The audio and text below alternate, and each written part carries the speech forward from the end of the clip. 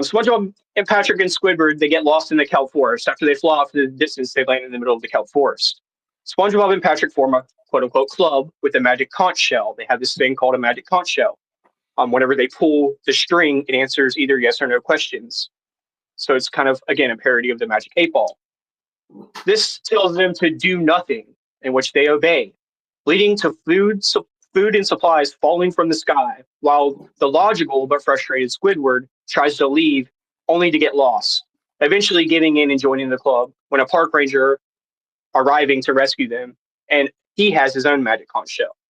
So they get lost in the forest. They start a club with this magic conch shell. They ask the magic conch shell, "What should we do?"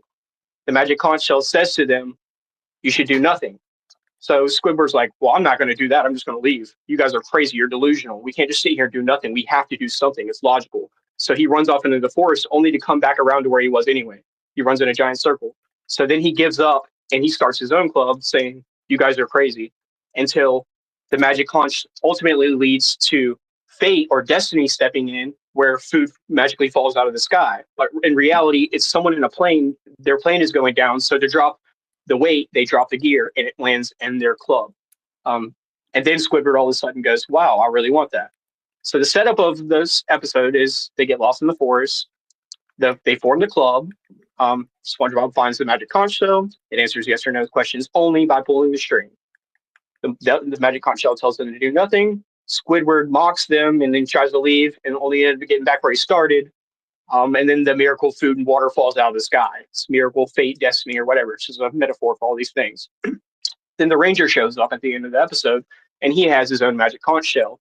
And Squidward's like, I'm not here with these idiots. These guys wouldn't believe.